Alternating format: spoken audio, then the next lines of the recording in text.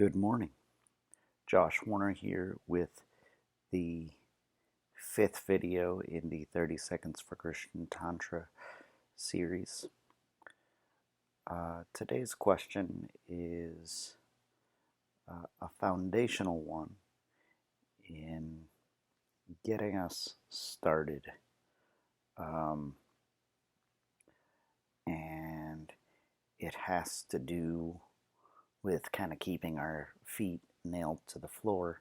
The question is, why is shadow work, powerlessness, and admitting we're living in sin and illusion an important starting point for Christian Tantra?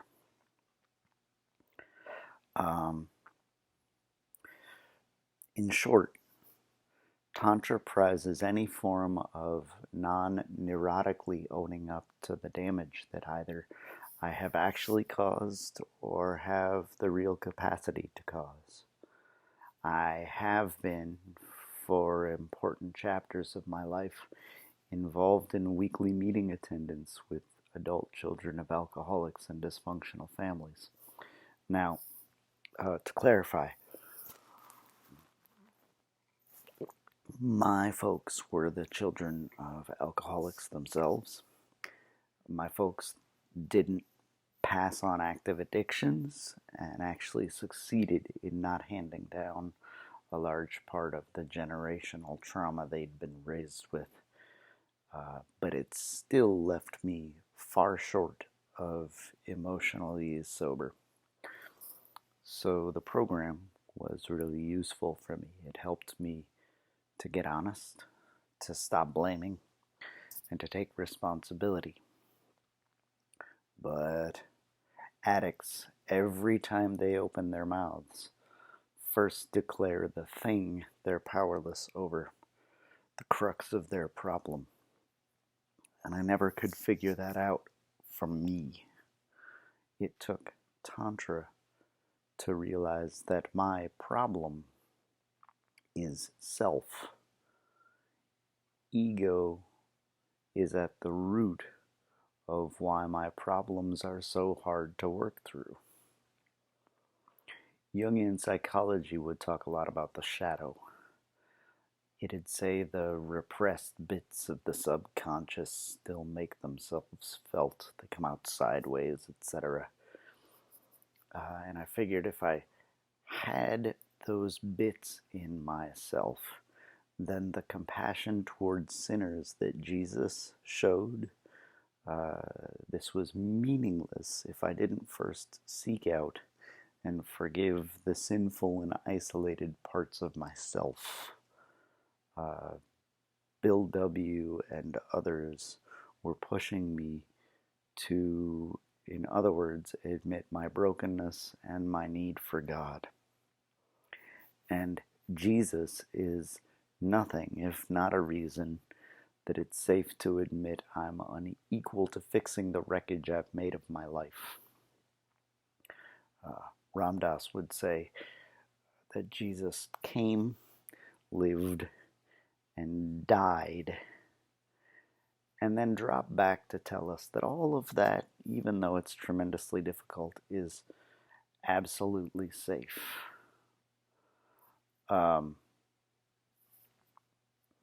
So, Tantra, it would later show me that I had a tremendous capacity for divinity.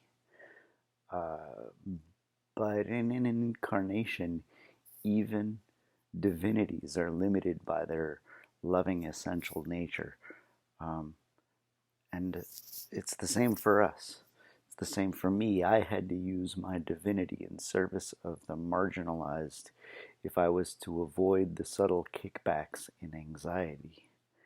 And the marginalized were both the neglected bits of myself and the people I share the world with that feel pushed to society's fringes. If I had a start, for instance, with compassion towards self, I had a fighting chance for compassion with those outside of me. Now, this is a trite summary.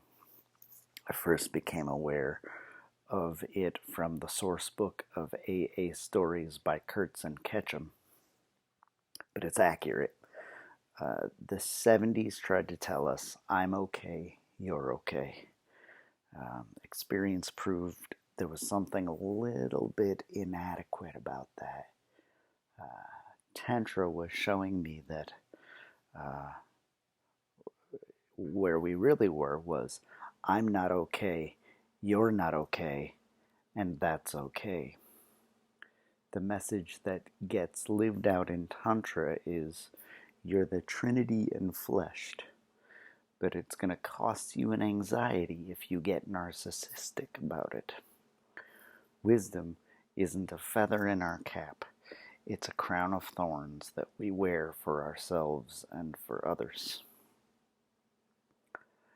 And that's just the basics, says Tantra, of living serenely in this incarnation. That's just the basics. There's more that can happen, that can be required, but to even get our foot in the door, that's where we are. So that's today's question. Hope you enjoyed it. Please keep coming back, and we will see you next time.